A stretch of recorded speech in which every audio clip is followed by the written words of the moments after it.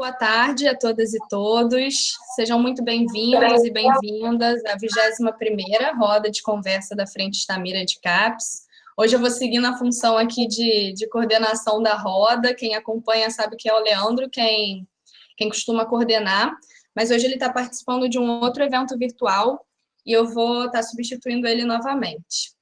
E, bom, como eu comentei na abertura da roda da semana passada, esse espaço que a Frente Itamira tem se esforçado em manter toda semana, né, esse nosso bate-canal toda terça, final da tarde, acaba acompanhando aí o tempo da pandemia de Covid-19 no país, né, que completou 6 meses no final de agosto agora, de acordo com o primeiro caso notificado, que foi ainda no final de fevereiro. E ainda a gente se encontra numa situação muito grave e intensa, né? A pandemia, além de ser uma emergência, uma crise sanitária... A minha voz está duplicada. Peraí.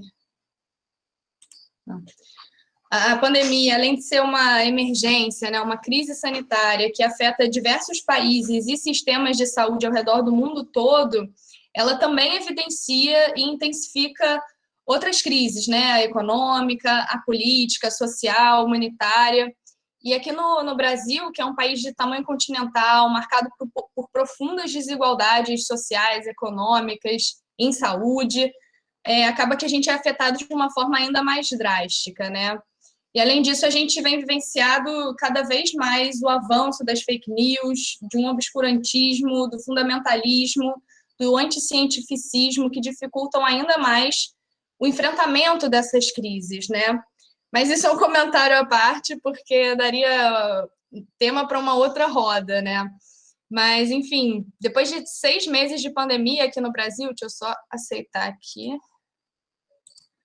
Depois de 6 meses de pandemia aqui no Brasil, a doença ela ainda tem causado altas taxas de morbimortalidade, ou seja, os número de infectados e número de óbitos, e ainda há muitas incertezas e dúvidas que nos rodeiam, né? O Brasil atualmente possui mais de 3.912.000 casos acumulados, isso significa que quase 4 milhões de brasileiros e brasileiras já foram infectados e são quase 122 mil óbitos por Covid no país, né? Lembrando que aqui a testagem ainda é insuficiente, ainda é baixa e a subnotificação é um problema concreto aí dos sistemas de informação em saúde do Brasil, né? Ou seja, os números podem ser ainda maiores.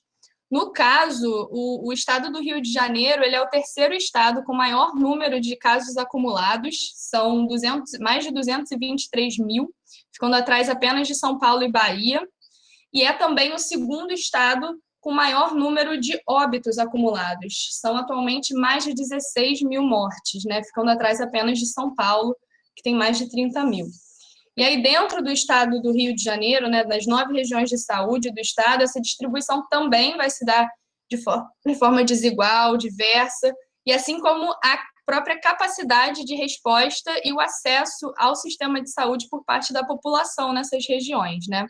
Só para referenciar esses dados, esses números, eu peguei hoje na página do Monitora Covid-19, que é um sistema de informação para o monitoramento da pandemia do coronavírus, que foi criado pelo Laboratório de Informação em Saúde, o LIS, do ICICT, é uma das unidades da Fiocruz, e que eles atualizam a partir dos boletins epidemiológicos dos estados, né? E aí esse abastecimento se dá a partir, né, por meio das secretarias de Estado de Saúde. E aí, nisso, eles conseguem dar um panorama das situações estaduais e, consequentemente, nacional. A última atualização estava com a data de anteontem, dia 30 de agosto. É claro que esses números expressivos, eu diria também que são reflexos do fato do Rio de Janeiro ser o terceiro estado mais populoso do país, embora seja um dos menores em área geográfica, e também possui uma alta densidade e concentração populacional, né, dentre outros aspectos.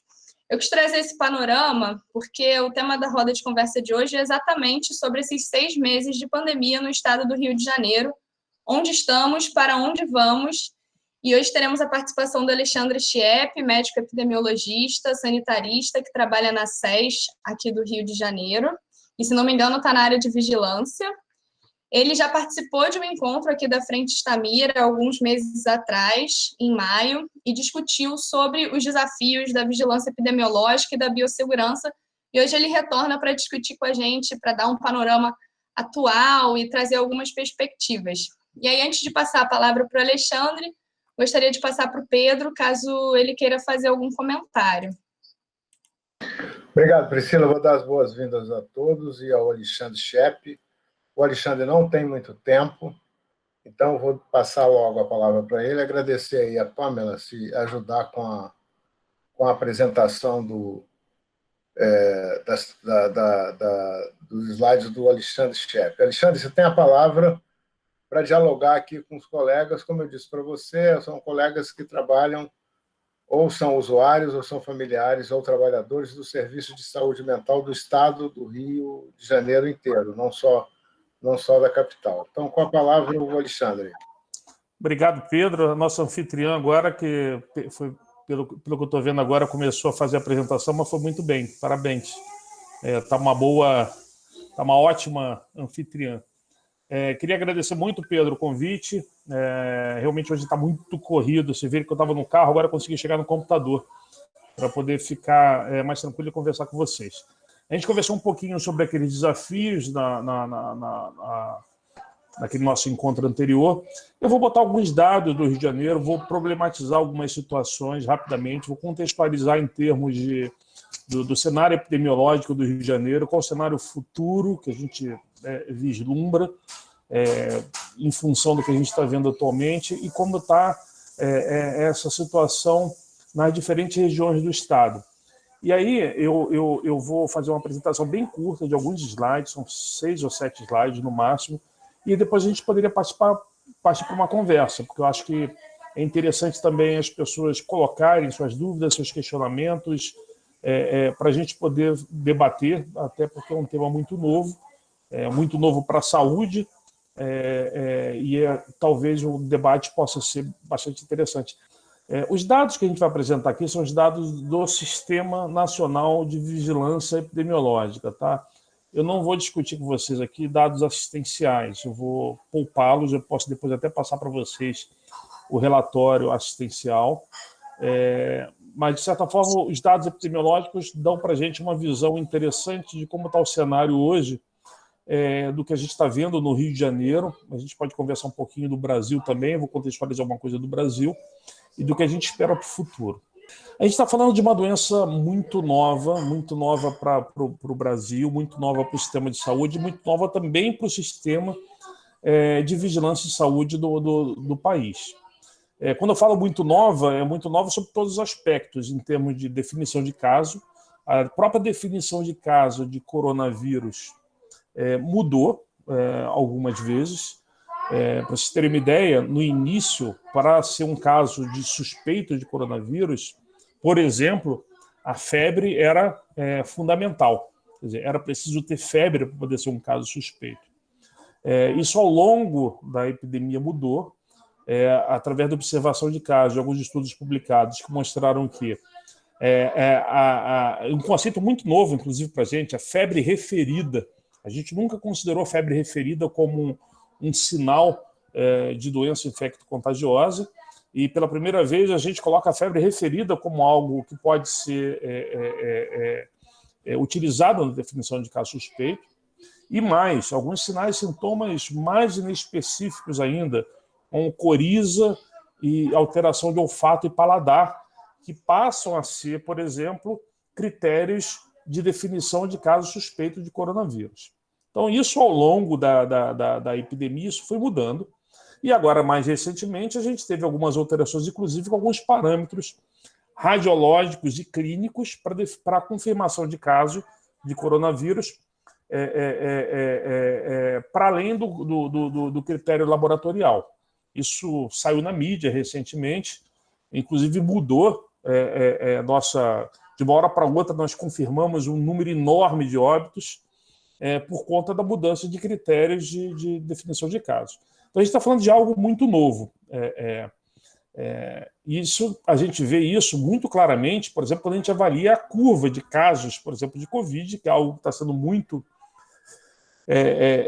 passado na imprensa, e aí vocês podem ver que, apesar de tudo, eu vou fazer uma análise superficial, depois eu entro um pouquinho mais nessa curva. A gente teve o pico de casos que vocês vão ver quando comparar com o próximo gráfico, coincide com o gráfico de óbitos, na primeira quinzena de maio desse ano. Foi quando a gente teve o pico. De lá para cá, a gente teve uma tendência de queda no número de casos, mas com duas ondas. O que essas duas ondas mostram? O número de casos é um indicador muito ruim, ou tem fragilidades para a gente poder avaliar a dinâmica da epidemia. Porque ela está muito relacionada à capacidade de testagem e alimentação do sistema. Quanto mais testes você fizer, considerando que parte significativa dos casos são oligossintomáticos ou assintomáticos, quanto mais testes você fizer, principalmente testes sorológicos que identificam anticorpo, a tendência é você ter um maior número de casos. E aí, esse gráfico do Rio de Janeiro mostra mais ou menos isso. Nós tivemos duas ondas. Vocês podem ver a primeira onda, a onda que tem seu pico em maio, e depois a gente tem uma segunda onda, que é essa parte azul delimitada, que está relacionada à flexibilização, mas que vocês vão ver no gráfico de óbitos que a interpretação é meio dúbia. Na verdade, essa segunda onda está muito mais relacionada a um aumento da capacidade de testagem que aconteceu no Rio de Janeiro, mas também no território nacional, por conta da maior oferta de testes rápidos sorológicos. Então, assim, isso é o primeiro recado que fica para vocês.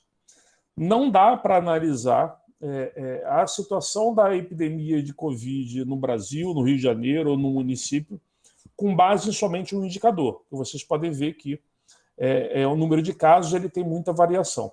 Quando a gente pega ainda a curva de casos que está sendo divulgada pela imprensa, que a imprensa está divulgando a curva de casos por data de divulgação e não por data de ocorrência dos sintomas, isso ainda fica muito mais confuso, porque, na verdade, vai refletir muito mais a nossa capacidade de testagem atual do que necessariamente o que está acontecendo em termos de dinâmica de epidemia. Então, resumindo, casos não é um indicador bom para ser utilizado de forma isolada, porque reflete muito, é muito enviesada pela capacidade de testagem de determinada localidade. Se você testa muito com testes sorológicos, você vai estar identificando muitas infecções que não necessariamente tiveram sinais e sintomas, muitas infecções, inclusive, assintomáticas. Ponto 2 da curva de casos.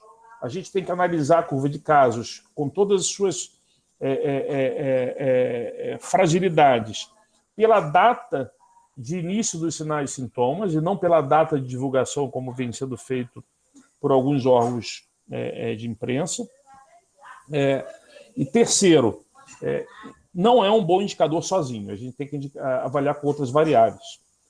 Esse, por exemplo, é a curva de óbitos por Covid no estado do Rio de Janeiro, por data de ocorrência. Se tiver um tempinho depois, eu vou mostrar para vocês essa diferença, que é significativa. Quando se veem, por exemplo, os noticiários, a imprensa, apesar de todos os esforços que a gente está tentando fazer para poder orientá-los em relação à melhor forma de analisar esses dados, quando a gente avalia por data de ocorrência, a gente vê que esses óbitos eles tiveram um pico no dia 9 de maio desse ano, e as medidas que foram tomadas de flexibilização não quer dizer que não impactaram, pode ter impactado nessa velocidade de redução. Mas a gente não teve repique, não teve um aumento do número de óbitos. A gente vê uma queda sustentada, uma queda que se mantém, mas, obviamente, agora com uma menor intensidade. Os óbitos, eu diria para vocês que é um bom indicador para a gente poder analisar a dinâmica da epidemia, por diversas razões. Primeiro, a subnotificação é muito menor do que de casos, porque é obrigatória a testagem de todo óbito. Os óbitos suspeitos que não são testados, eles podem ser fechados por outros critérios, como critério clínico ou critério radiológico. Então, eu diria para vocês que a subnotificação de óbitos é muito pequena. Esse é o primeiro ponto. Segundo ponto, o óbito é um evento sentinela. Então, a partir disso, como é um evento único, a gente consegue analisar melhor essa dinâmica dessa epidemia. E o fato do Brasil ter um sistema de vigilância do óbito bem instalado, em que a emissão da declaração de óbito, com todas as suas fragilidades, é algo obrigatório, faz com que a gente consiga resgatar eventuais óbitos não notificados por outros sistemas de informação, como, por exemplo, o sistema de mortalidade. O principal sistema de informação para a gente poder analisar os casos graves e óbitos é o CIVEP-GRIPE, que é um sistema da gripe que foi adaptado para coronavírus. Mas a gente consegue também resgatá-los pelo SIM, pelo sistema de mortalidade. Então, isso faz com que o sistema de mortalidade, que os dados de óbito sejam dados muito confiáveis para a gente poder trabalhar e para poder avaliar a dinâmica da epidemia. A gente vê, então, pelo gráfico de óbitos, que a gente tem uma queda sustentada do número de novos óbitos, quando a gente avalia por data de ocorrência desse óbito. Por que é importante a gente avaliar por data de ocorrência? Na semana passada, em função da mudança do critério de definição de casos de óbito confirmado por coronavírus, houve uma epidemia de confirmação de óbitos que estavam represados, porque a gente não tinha exame laboratorial, por diversas razões, não foram colhidos exames laboratoriais, ou o exame de PCR deu inconclusivo, por exemplo, e a gente não tinha clareza sobre os critérios de fechamento desses óbitos por critérios radiológicos, por exemplo. Então, era um indivíduo que tinha um histórico de alguma doença viral, tinha uma tomografia, por exemplo, com aspecto de vidro fosco, e esse óbito eventualmente não era confirmado porque não tinha alguns critérios objetivos para a gente confirmar de acordo com os critérios anteriormente definidos pelo Ministério da Saúde. E aí teve um dia que foram confirmados 200 e poucos óbitos, e aí sai na imprensa de que a epidemia de óbitos, de novo, o número de média móvel aumenta. Na verdade, a média móvel ela está avaliando o que aconteceu nos últimos 7 dias. Quer dizer, comparando os últimos 7 dias com os últimos 14 dias, com os últimos 21 dias. Se esses dados estiverem errados, a média móvel vai estar errada também. Então, quando a gente plota esses dados por data de início de sintomas, a gente corrige esses erros. Tiveram óbitos que foram confirmados semana passada, que eram óbitos de maio, por exemplo. Então, assim, vocês podem ver esse gráfico, que é um gráfico que mostra a curva de óbito no estado de Janeiro, quando esse óbito ocorreu. E aí a gente vê que há uma queda sustentada, e agora, nas últimas semanas, nos últimos 2 meses ou 3 meses, essa velocidade de queda desses óbitos diminui. Essa última linhazinha que a gente está em roxo ali, não sei se consegue ver roxo, mas é roxo, são os últimos 14 dias. A gente ignora esses últimos 14 dias, porque a gente tem nossa mediana entre a ocorrência do óbito e o fechamento do óbito em torno de 9 dias.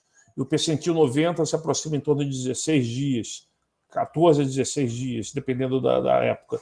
Então, esses últimos 14 dias a gente não considera para fins de avaliação por conta da possível subnotificação desses óbitos ainda, ou por conta da não confirmação desses óbitos. Isso daqui é só para vocês terem uma ideia de como, comparando a curva de casos e óbitos, como elas se diferenciam. De certa forma, o número de casos e óbitos ali está mostrando a letalidade da doença. Né? A letalidade, na verdade, é o número de óbitos em relação ao número de casos.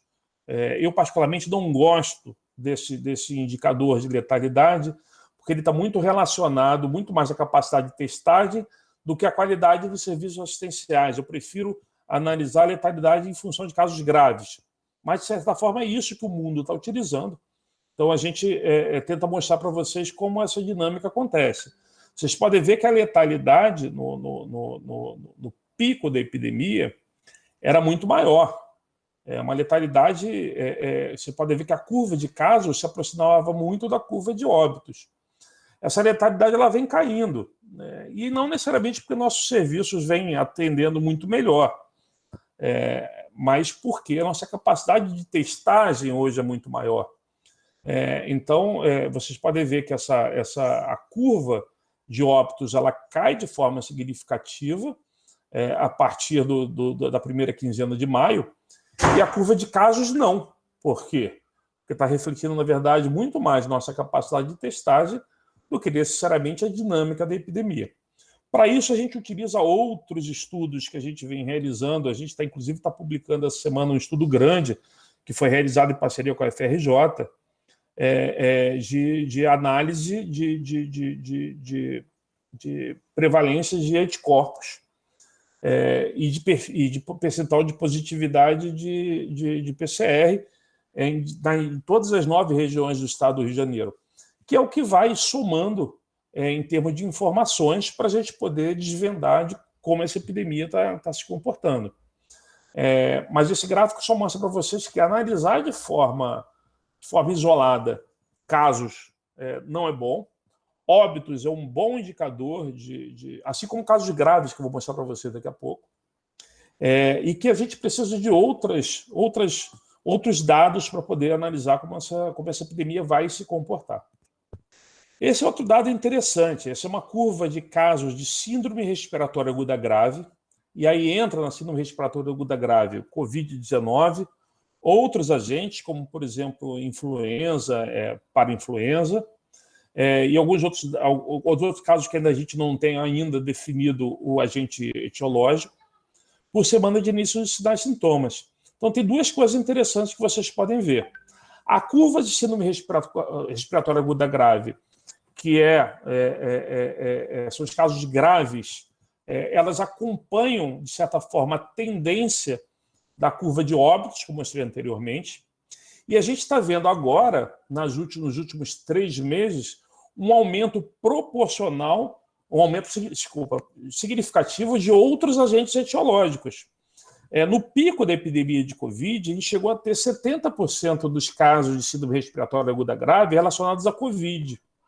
Agora, nas últimas semanas, isso não chega a 50%. Então, a gente está vendo também que, nesse momento, além da queda do número de casos de síndrome respiratória aguda grave, o que não era de se esperar, historicamente, o Rio de Janeiro tem pico de síndrome respiratória aguda grave nos meses de junho, julho e agosto.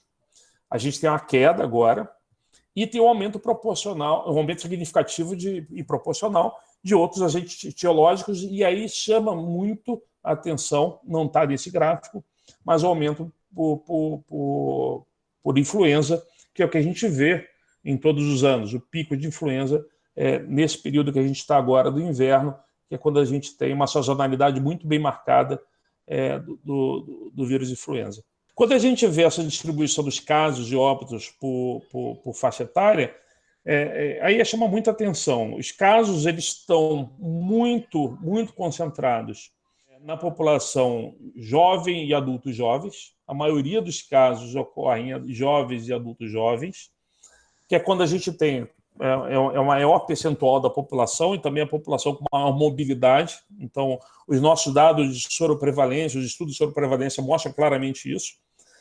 Mas quando a gente vai avaliar essa distribuição de óbitos, esses óbitos se concentram em faixas etárias mais velhas. Vocês podem ver que criança, adolescente, o risco de morte é muito menor. Crianças e adolescentes tendem a fazer quadros oligossintomáticos e assintomáticos, até por isso que você vê que a distribuição de casos ali é muito menor. Isso não é porque não se testa essas pessoas, é porque essas pessoas tendem a ter sintomas muito mais brandos e às vezes nem procuram serviços de saúde. Mas quando a gente vai avaliar os óbitos, a gente vê que o risco de morte é significativamente maior nas faixas etárias maiores. Então, a partir de 50 anos de idade, proporcionalmente o risco de morte ele é muito maior. Então, ao contrário da gripe, que a gente tinha algumas classes de risco muito bem marcadas, como, por exemplo, os idosos, que é a mesma coisa do Covid, mas as crianças eram um grupo de risco muito importante para a morte, tá? Não estou falando em termos de dinâmica de transmissão, tá? Porque senão às vezes se confundem as coisas E hoje o debate em relação à volta às aulas está não por conta do risco de complicação em crianças, mas o papel dela na transmissão de doenças. Estou falando em risco de morte. Gestantes, por exemplo, não parece ser um fator de risco tão significativo para complicação como é na influenza, para o Covid, e crianças e adolescentes também não. Então, a gente tem uma certa diferença em relação quando a gente vê os dados epidemiológicos. Tem diversas explicações biológicas para isso, mas os dados epidemiológicos também ratificam e mostram claramente isso. Bom, isso são a curva de internações por raça e cor. Acho que interessa pouco isso, mas fica esses dados para vocês. Também o número de internações por ocupação. Depois vocês podem olhar com calma, isso daí tem alguns dados interessantes. Chamou muita atenção, por exemplo, dos estudos que a gente fez de soroprevalência e que corrobora quando a gente avalia a internação, algumas classes profissionais, como, por exemplo, o auxiliar de serviços gerais, por exemplo, alguns outros cargos de nível médio que trabalham no auxílio, enfim, nos hospitais, enfim, com uma prevalência muito elevada e que também se reflete também no número de internações. E quando a gente avalia eu não tenho os dados todos por região do estado, até porque iria ficar muito demorado, mas o que a gente vê claramente hoje no Rio de Janeiro é um processo de interiorização da transmissão, da mesma forma como a gente vê no Brasil.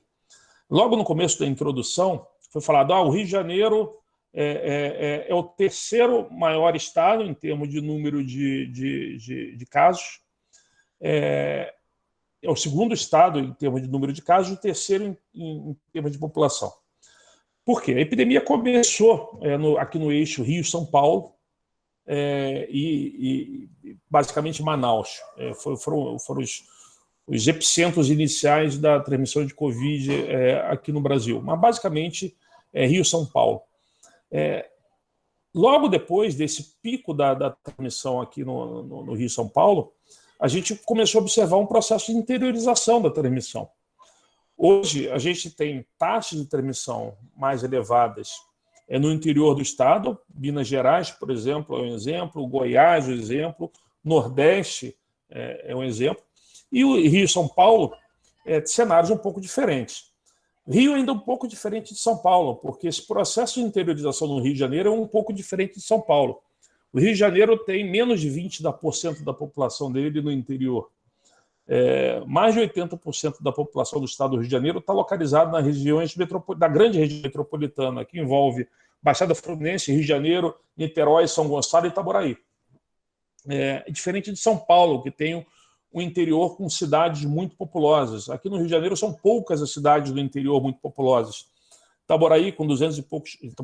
Itaperuna com 200 e poucos mil habitantes, Campos com um pouco mais de 400 mil, Macaé, alguns municípios ali da região serrana, que agora vêm sofrendo bastante, como Petrópolis, Teresópolis, mas ao interior, quando a gente compara com a grande região metropolitana do estado, é muito menos populoso. Então, o que a gente viu em São Paulo, agora ainda está acontecendo, ainda uma transmissão importante no interior, a gente vê pouco no Rio de Janeiro. Quer dizer, pouco no Rio de Janeiro, assim, em termos de impacto nos números globais do estado. Mas a gente vê que algumas regiões hoje preocupam. Por exemplo, preocupa bastante hoje a região noroeste do estado do Rio de Janeiro e preocupa bastante a região serrana ainda do estado do Rio de Janeiro. São as duas regiões em que a gente não vê queda ainda dos principais indicadores, seja de mortalidade, seja de casos graves, ou os indicadores assistenciais. A gente vê ainda que há uma demanda que não cresce, mas com uma tendência ainda à estabilidade. Quer dizer, a gente não sabe se chegou ainda numa transmissão como a gente vê aqui na região metropolitana. Então, é possível que esse processo de interiorização no Rio de Janeiro dure algumas semanas ainda, até que a gente tenha um cenário do interior do estado do jeito que a gente está observando na região metropolitana. Na região metropolitana, os dados são dados que mostram já uma tendência há uma imunidade, de certa forma, protetora. O que não quer dizer que a gente não vai ter caso. É bom lembrar que a tendência dessa doença, enquanto não tiver uma vacina eficaz e amplamente disponível, é a gente ter uma transmissão endêmica, sustentada em níveis mais baixos. E aí é o que a gente não sabe ainda que patamar é esse. A gente não sabe qual seria esse limiar endêmico dessa doença, até porque a gente não tem histórico para poder considerar isso. E até porque o cenário mundial não dá esses dados para a gente, porque assim, todos os países estão vivendo a queda da transmissão com algum grau de flexibilização do distanciamento social que pode impactar também nesses dados. Então, a gente ainda precisa observar, precisa aprender, precisa monitorar, precisa fazer os estudos sobre a prevalência que a gente está fazendo para a gente poder ter uma ideia. E aí é isso que a gente está fazendo agora para poder entender como vai se dar essa dinâmica, qual o impacto das medidas de flexibilização nesses dados, se vai ser preciso retroceder em algum momento, enfim. A gente está chegando perto agora de uma possível reabertura das escolas. Na verdade, o mundo está reabrindo as escolas, o Brasil também está caminhando nesse sentido. O Rio de Janeiro, particularmente, o eixo Rio-São Paulo, e a gente precisa monitorar, acompanhar para poder entender melhor como esse processo vai se dar. Esse é só os percentuais de positividade, é só para você terem dados. Era isso que eu tinha para passar para vocês. Eu estou à disposição para poder conversar com vocês sobre qualquer dúvida, sobre qualquer questionamento. Vocês fiquem à vontade, eu tenho mais um tempinho, tenho pelo menos mais 15 minutos aqui com vocês. Muito obrigada, Alexandre, pela apresentação. Trouxe dados bastante atualizados e informações muito importantes para a gente analisar a dinâmica e o comportamento da epidemia aqui no estado do Rio de Janeiro, assim como o perfil da população que mais é afetada pela pandemia. Eu também acho fundamental a gente olhar os números de casos e óbitos com outro ou mesmo outros indicadores, porque eles em si tendem a estar enviesados, né, os números de casos e óbitos. O de óbitos, como você bem mencionou, um pouco menos, né, porque é uma notificação compulsória, obrigatória. E acho que também o que fica claro na sua fala é que mesmo com a Covid-19 sendo avassaladora, né, ela não acaba com as outras demandas de saúde. Como eu já falei bastante na abertura, eu vou abrir logo para o debate, para a discussão. Quem quiser fazer algum comentário, alguma pergunta, pode abrir o microfone, a câmera também, de preferência, se puder. Pode se inscrever aqui no chat. Vamos iniciar esse diálogo. Mais uma vez, obrigada, Alexandre, e Pamela também por coordenar aí a apresentação. Alexandre, eu queria perguntar a você, bom, entre outras coisas, né?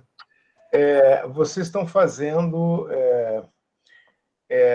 pesquisa populacional relacionada aos testes imunológicos, né? Como é que está a questão da, digamos, prevalência na população, para a gente pensar naquela coisa da possibilidade da imunidade que seja coletiva e tal?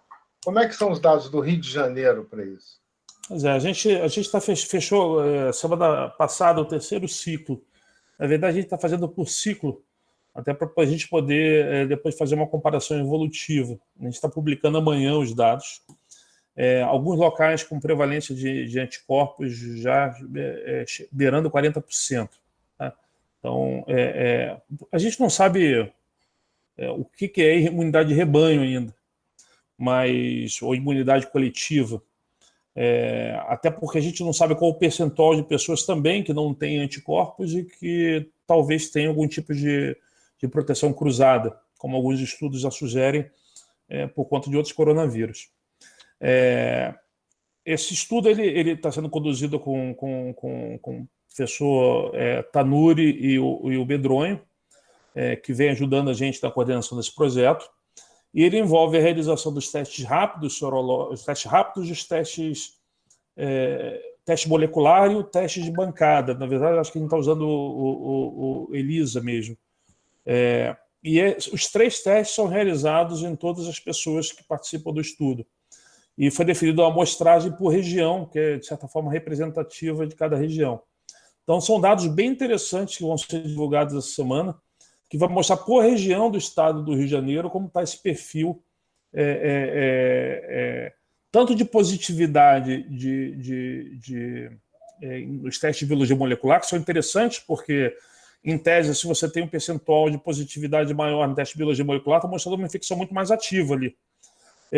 Como também os testes sorológicos que mostram para a gente que percentual da população já teve contato com o vírus, e os dados mostram, pelo que a gente tem hoje, que a gente não sabe por quanto tempo dura essa proteção, mas que tem proteção. Então, são pessoas que, efetivamente, tirando os casos raros de possível reinfecção, que não é regra, é exceção, isso vai dar uma ideia para a gente interessante de não só imunidade de rebanho, mas de como essa epidemia tende a se comportar naquela localidade, até para a gente poder definir oferta assistencial. Se você tem uma população já imunizada, é muito pouco provável que a gente tenha uma segunda onda, como é o grande temor de todo mundo.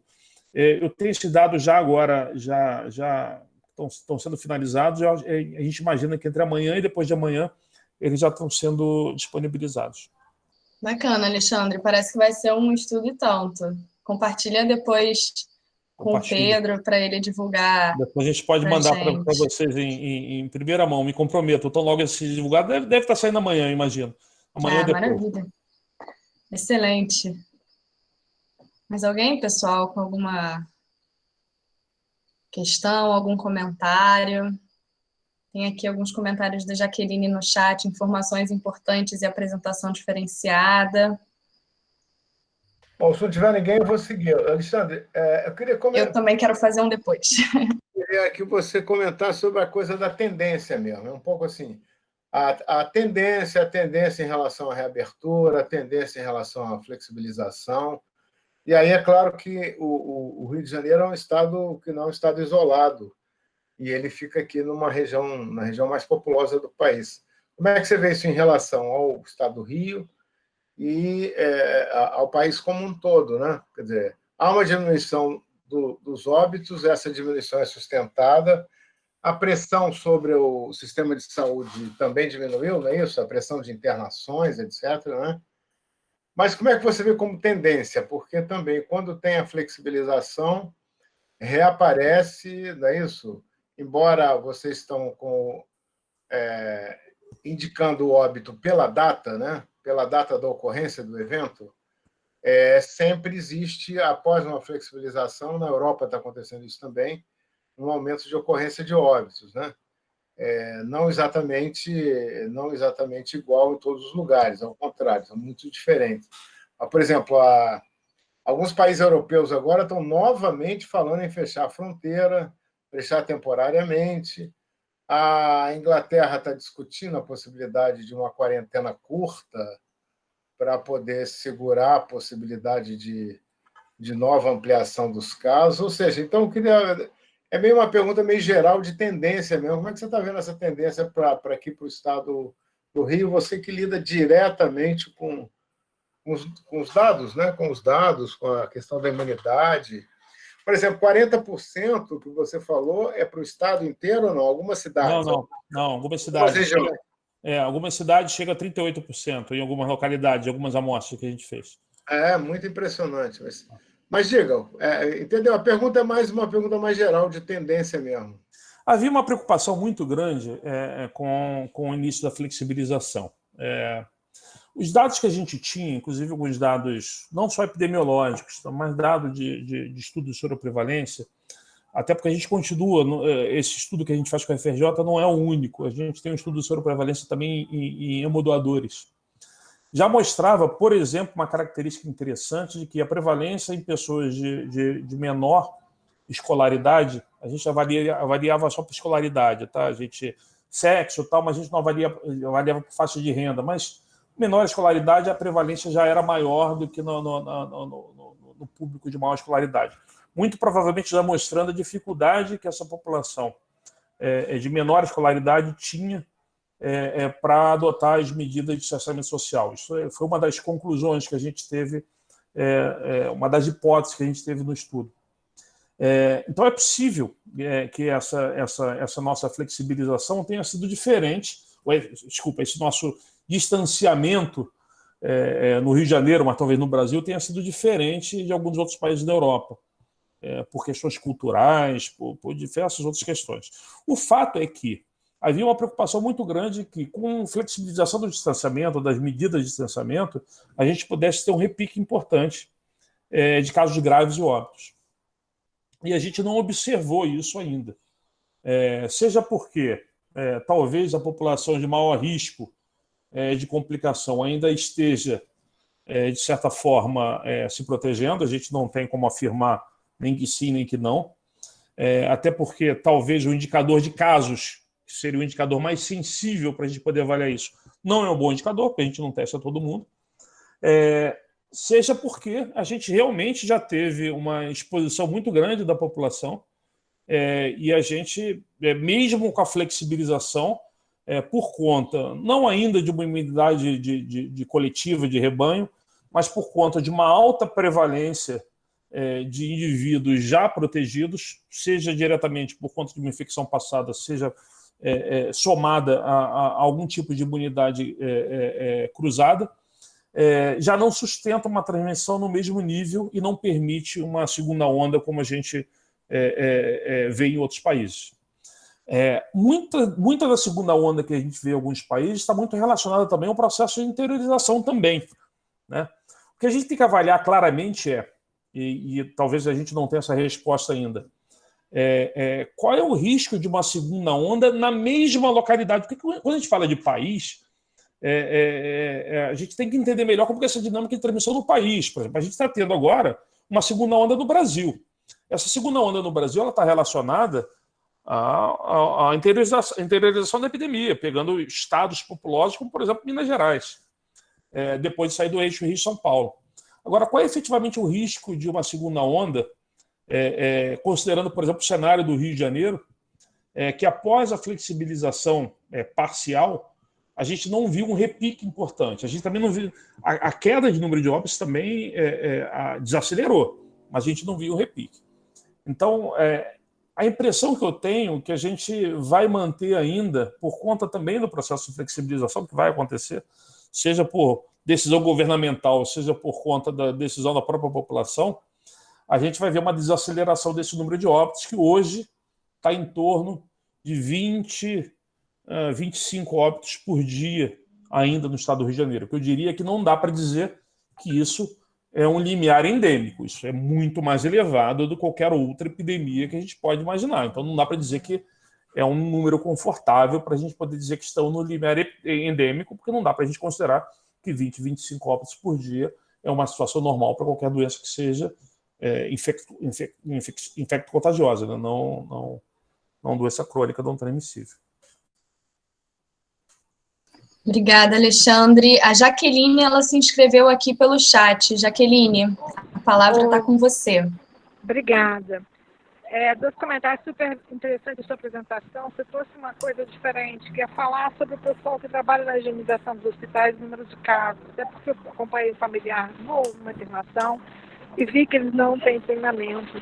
E eles vivem, em geral, as pessoas vivem em famílias multigeracionais, extensas, dentro do mesmo domicílio, no território. Então, é realmente uma coisa que você trouxe que eu ainda não tinha visto ser apresentada. Achei importantíssimo esse dado, até porque a gente cuida dessas pessoas também. A outra questão com relação à região serrana, por exemplo, Petrópolis e Teresópolis. Eu moro em Petrópolis e trabalho no Rio. Teresópolis começou com um número muito mais alto de casos, Petrópolis ultrapassou rapidamente. E aí, qual é a estatística que é apresentada na mídia para a população? De um aumento de número de casos e maior disponibilidade de leitos, sem aumentar o número de leitos. Então, alguma coisa está acontecendo aí. Concomitantemente a isso, porque Petrópolis é uma cidade provinciana, eu sou de lá, posso falar isso com tranquilidade, quem manda na política é o comércio local. Então, coincidiu essa abertura a baixa de ocupação, que aumenta o número de casos, a baixa de ocupação de direito hospitalar, disponibilidade de CTI sempre foi um problema na cidade, leito de CTI sempre foi, anterior à pandemia, e estava sobrando leito de CTI. Então, tem alguma coisa muito esquisita, né? Assim, que é passada na população no noticiário local, que não corresponde ao que deveria ser. Então, eu acho que tem uma subnotificação também. Eu gostaria de reiterar a sua apresentação excelente e colocar, assim, você trouxe coisas que eu estou sempre assistindo Covid, mas diferente. Então, você deu um toque, uma pegada interessante, a forma de explicar, os gráficos são muito informativos. Obrigada, foi muito bom. Deixa eu só fazer um comentário, obrigado pelas suas considerações. A questão de leito Covid, e CTI, a gente tem que avaliar com muito cuidado, tá? Obviamente, não tem dúvida nenhuma, se a gente pode pensar em algum legado dessa pandemia, e é difícil, ainda mais no Rio de Janeiro, a gente pensar em algum legado, né? Quando a gente vê o noticiário, não tem legado, só tem tragédia, né? Mas se a gente puder pensar em algum legado, foi efetivamente a habilitação de novos leitos de CTI no estado do Rio de Janeiro, tá? Uma parte significativa de leitos que foram abertos para a Covid vão permanecer depois habilitados para UTI geral. Mas tem uma questão muito importante que a gente tem que considerar quando a gente avalia os leitos de Covid, por quê? A gente, no Rio de Janeiro, o Brasil também é um exemplo, mas o Rio de Janeiro também, sempre teve uma falta crônica de leitos de CTI, por diversos motivos, seja porque o CTI é mal indicado, seja porque efetivamente tem falta de leitos. Quando a gente avalia os leitos de Covid, é porque a gente pega uma parte desses leitos e transfere eles para Covid. Então, assim, para a gente avaliar a efetiva falta de leitos de CTI, a gente teria que avaliar como está a fila para Covid, mas como está a fila para outras demandas. Porque acaba que a gente tem espaço disponível em leito Covid e a gente tem uma fila aumentando de demanda para leitos não Covid de CTI. Então, assim, é só para cada município avaliar, porque falar, tem uma taxa de ocupação de 30% de leitos de TI de Covid. A minha fila de espera para leitos não Covid de CTI é altíssima. Então, assim, você está certíssimo. A gente tem que avaliar com muito cuidado isso, porque pode parecer que está sobrando leito, porque, na verdade, eu transferi leitos de alguns locais para Covid. Mas, efetivamente, eu posso te garantir isso. A gente teve um aumento significativo de novos leitos habilitados pelo Ministério da Saúde, consequentemente, que vão permanecer para a CTI, o que pode, depois dessa pandemia, dar para a gente um cenário um pouco melhor do que a gente estava vivendo em termos de oferta de leitos de pacientes graves anteriormente. E é preocupante, porque se a população em geral passa por esses desafios, muito mais os portadores de agravo à saúde mental. Então, os desafios são maiores, são acrescidos, então há necessidade de uma preocupação especial. E os treinamentos não abordam não fazem referência a esta abordagem diferenciada que ela é necessária. Alexandre, nós temos mais algumas manifestações aqui no chat, da Patrícia Gula, da Sabrina de Freitas. Se vocês quiserem abrir o áudio para falar, fiquem à vontade, senão eu vou ler as perguntas de vocês e aí ele responde. Bom, ela fala assim, boa tarde, gostaria de perguntar para o Alexandre em relação à região serrana, ao que podemos atribuir a permanência do alto índice de infectados. E a Sabrina, uma outra pergunta, que medidas de proteção e que medidas de isolamento social é indicado para esse momento? Bom, então vamos primeiro à região serrana. A gente não tem resposta para nada do que a gente vem fazendo em termos de histórico na literatura. Eu não lembro qual foi a última epidemia que a gente viveu que teve distanciamento social, por exemplo. A gente não sabe, né? Também não houve uma coordenação muito clara por parte, eu diria, nem das secretarias estaduais de saúde, nem do Ministério da Saúde, no que diz respeito às ações de distanciamento social. E eu nem sei se isso seria possível, porque a dinâmica da epidemia é muito diferente em cada localidade. Então, sei que entrar nesse mérito se houve uma falha ou não, a gente tem situações muito diferentes acontecendo em diversas cidades. A região serrana, especificamente, foi uma região emblemática. Por quê?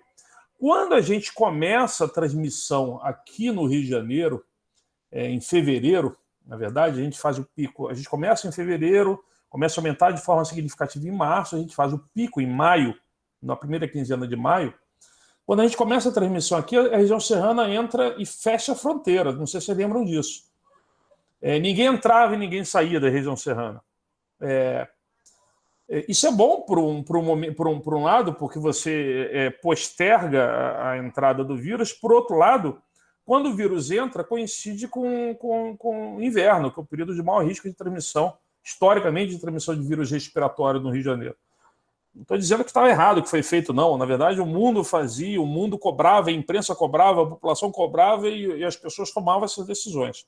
O fato é que o vírus entra, ninguém nunca na história do mundo conseguiu impedir a entrada de qualquer tipo de vírus, quanto mais vírus respiratório, que tem como hospedeiro humano, principalmente. E aí, quando ele entra junto com esse processo de interiorização da epidemia que a gente viu no país e viu no Rio de Janeiro. Então, e aí, região serrana não é uma região tão pouco populosa. A gente tem 3 municípios ali com uma população significativa: Petrópolis, Teresópolis e Friburgo. E cada uma dessas cidades com centros ali bem grande. Então, assim, o fato é que essa interiorização da epidemia fez com que a epidemia nessas regiões acontecesse mais tardiamente. Quando o Rio de Janeiro, aqui na região metropolitana, estava entrando já num processo de queda, tendência à estabilidade, a gente tem um aumento na região serrana. Então, eu diria que são tempos diferentes da epidemia. A tendência nas próximas semanas, até porque não é uma população tão grande, se juntar os 3 municípios mais populosos da região serrana, tem menos população do que São Gonçalo, por exemplo. Então, a tendência nas próximas semanas isso já começar a arrefecer e a gente começar a caminhar, porque a gente está vendo na região metropolitana que é uma transmissão em níveis mais baixos, mas ainda elevados, com uma queda sustentada, mas lenta também por conta do processo de flexibilização. Pelo menos é isso que eu estou imaginando. Agora, não levem isso a ferro e fogo, para não me cobrarem na próxima. Se disse isso, não aconteceu. A gente não sabe, a gente está aprendendo, mas os dados no Rio de Janeiro mostram essa tendência. A outra pergunta era o que fazer agora. O que fazer agora vai depender muito da situação de cada localidade. Eu particularmente acho, mesmo estando gravado eu posso falar, depois vocês podem tacar pedra, não tem problema, que eu acho que a gente tem que começar a discutir no Rio de Janeiro, como está sendo discutido em outros países, a reabertura segura das escolas, por exemplo. Eu não arriscaria dizer que a gente tem que pensar nisso nesse momento para a região serrana, por exemplo, nem para a região noroeste. Eu acho que são tempos diferentes. Não dá para a gente tratar o Brasil de forma igual. Não acredito que deva chegar o ministro da Saúde agora em rede nacional de televisão e dizer: todo mundo vai para a rua, todo mundo vai para a praia, todo mundo vai para a escola. Do mesmo jeito, acho que o Estado também não tem que fazer isso. Mas acho que a gente tem que ter critérios muito, muito bem estabelecidos para poder definir como isso vai acontecer em cada município. E talvez alguns municípios, como, por exemplo, o município do Rio de Janeiro, por exemplo, que tem quase metade da população, 6 milhões de habitantes, talvez seja algo que a gente tem que avaliar, inclusive, por região. Então, sem querer fugir da resposta, eu acho que a gente tem que avaliar cada um dos tempos. Hoje, região serrana e região noroeste do estado, não dá para a gente pensar em franca flexibilização do jeito que a gente está começando a pensar em outros locais. Obrigada, Alexandre. Teve aqui uma pergunta. Só fazer uma observação, tá? Antes. Claro. Flexibilização não quer dizer que vírus não esteja circulando. A gente fala, flexibilização agora, o vírus está circulando. Então, assim, a gente tem que ter uma atenção muito especial à população de maior risco de morte. Talvez essa população, independente de qualquer medida de flexibilização, talvez não seja o momento ainda de se expor. Tá? Excelente. O André Correia, ele é familiar, ele fez uma pergunta aqui no chat. Existe algum tipo de levantamento de impacto, casos de letalidade no nosso público da saúde mental? Não. Não, mas a gente está aberto. A gente está com vários estudos em andamento. Estamos abertos a qualquer proposta. Eu acho que a gente, às vezes, é só incluir alguma variável, por exemplo, nesses estudos de soroprevalência que a gente está fazendo para a gente poder ter esse perfil. A gente não pensou nisso, mas pode ser interessante. Às vezes a gente está analisando por ciclo 7, 8 mil pessoas. Talvez seja um N razoável para a gente incluir alguma variável de saúde mental que a gente consiga identificar algum tipo de perfil. Isso não é um problema. A gente está começando o próximo ciclo semana que vem. E é um formulário que a gente pode negociar e colocar algum tipo de pergunta que a gente consiga pegar esse tipo de perfil. A gente está aberto. Bacana. Sem dúvida seria interessante. Eu vou aproveitar que no momento não tem mais ninguém inscrito e vou me inscrever. Eu queria reforçar um comentário que eu fiz no início, que diz respeito a essa distribuição desigual e diversa, tanto da doença entre as regiões de saúde do estado do Rio de Janeiro, que o Alexandre apresentou muito bem, mas também essa diferente capacidade de resposta do sistema de saúde e do próprio acesso ao sistema por parte da população em cada região do estado, né? Eu tenho lido muitos estudos, assim, especialmente notas técnicas, que são essas produções mais dinâmicas, rápidas, que trazem essa distribuição dos leitos, equipamentos, enfim, desses recursos físicos e materiais demandados no cuidado da Covid. E é bastante preocupante, assim, quando a gente vê que parte significativa das regiões de saúde, e aí não só no estado do Rio de Janeiro, mas de todo o Brasil, mas que parte significativa das regiões, que parte desse pressuposto escala e escopo, especialmente para média e alta complexidade, não tem essa capacidade de resposta, né?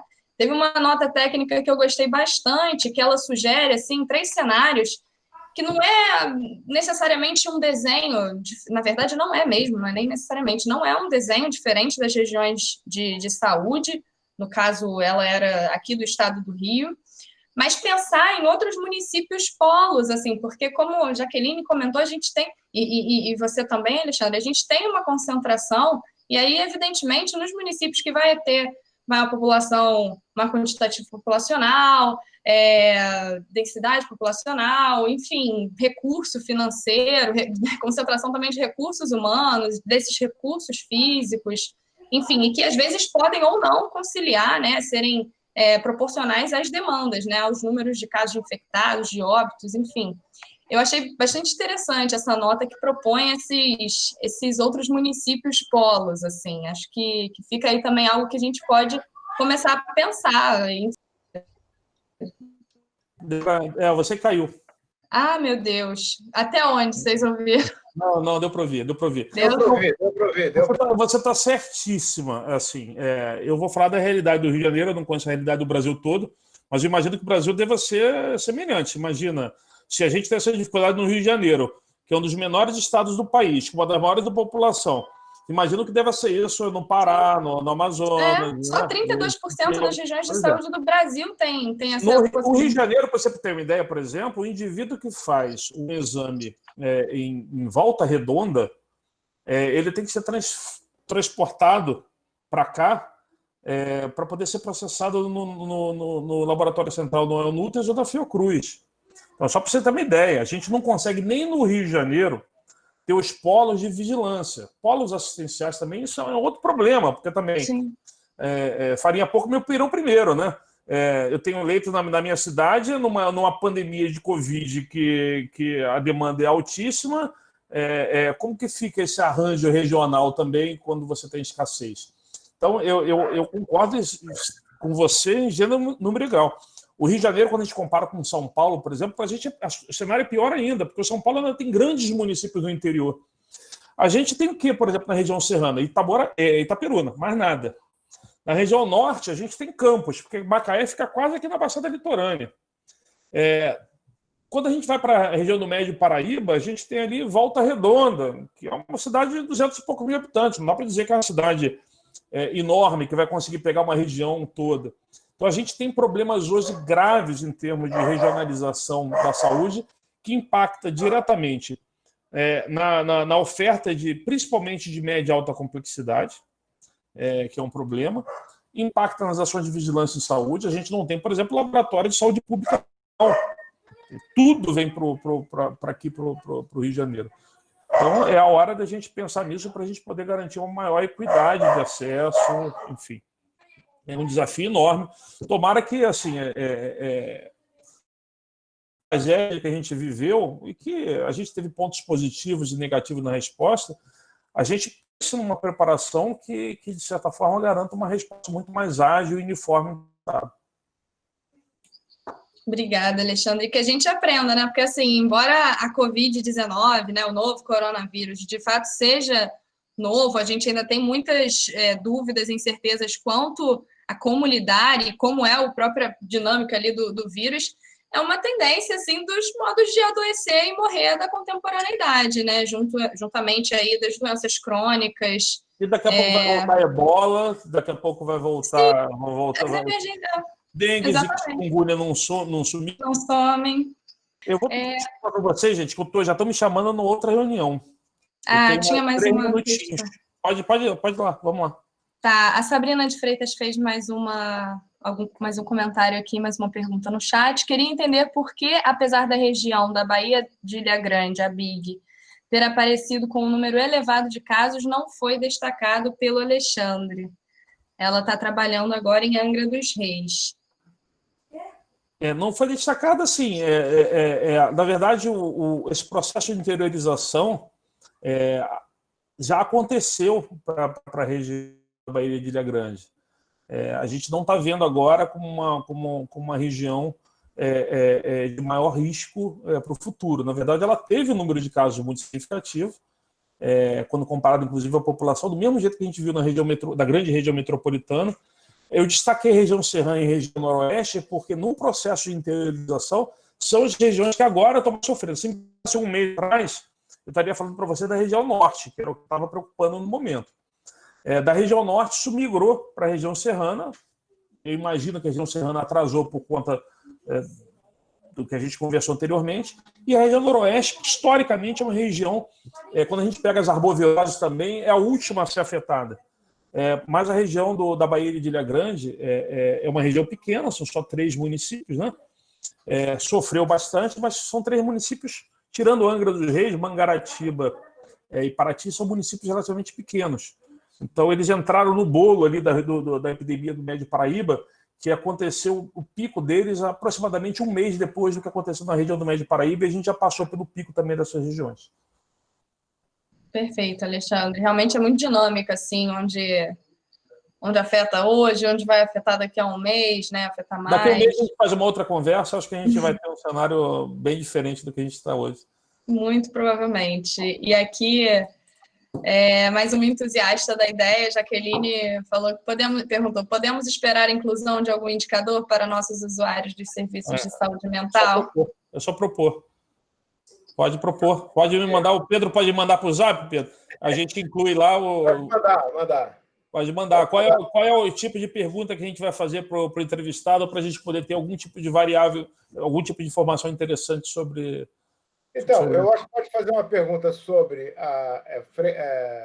utilizar ou não serviço de saúde mental. É uma pergunta objetiva que a pessoa pode dizer se frequenta ou não frequenta serviço de saúde mental. Uma outra pergunta é a pergunta sobre consumo de medicamentos, que são medicamentos do campo da saúde mental, porque aí você sabe se ele está ou não fazendo tratamento. E uma terceira é uma pergunta de sintomatologia, quer dizer, algum que seja respondendo, porque o seu questionário é um questionário fechado, não é isso? Fechado. Então, pergunta um terceiro de sintomatologia. Eu posso... te mando no Zap. Aí manda para o Zap para mim, a gente não tem problema nenhum em colocar. Vai ser ótimo para a gente. Excelente, vai ser excelente. Alexandre, muito grato, hein? Obrigado a vocês. Muito grato pela disponibilidade. Eu sei que você tem que sair. Foi um prazer enorme estar com vocês aqui. Tá bom. Muito obrigada, Alexandre. Valeu, gente. Obrigado. Bom, pessoal, são 6h21. A gente também vai encaminhando para o final. Mas alguém gostaria de fazer algum comentário? Pergunta agora é um pouco mais difícil, que o Alexandre saiu, mas a gente tenta também discutir aqui. Patrícia agradece a riqueza das informações. As rodas de conversa da Frente Estamira têm sido muito importantes. Que bom. André Correia, muito bom. Temos aí mais alguns minutinhos. Gente, tudo de bom que vai incluir esse indicador. Nossa, ganhamos o dia, ganhamos semana, mês, gente. Tudo de bom mesmo. Super bacana, né? Tudo sensacional. Bom, se não tiver mais nenhum comentário, nenhuma questão, a gente também pode estar encerrando Só por hoje. Melhor ainda se a resposta for positiva, né? No final dessa pesquisa. Vai ser muito interessante. Né? Falou, gente. Sim. Leandro comentou aqui no chat, daí a importância das perguntas e participação dos usuários e familiares na roda. Realmente, causou esse efeito aí, né? Que bom que participaram, perguntaram, e assim a gente vai construindo novas perspectivas, e além de perspectivas, informações, né? Às vezes a gente, é por falta de informação, que a gente não sabe o como fazer, o como lidar, o como prosseguir. Então, vamos encerrar. Agradecer a participação de todas e todos vocês aqui na roda hoje. E foi muito bom, eu gostei bastante, espero que vocês também. Nos vemos na semana que vem, nesse mesmo horário, terça-feira, a partir das 5 horas. Obrigada, gente. Boa noite. Boa noite, gente. Boa noite. Boa Boa noite. noite. Obrigado aí. Boa Ótimo noite a hoje, hein? todos. Boa noite. Tchau, boa noite. Tchau, boa noite, Leandro. Boa noite, pessoal. Boa noite, doutor Pedro. Tudo de bom. Boa noite.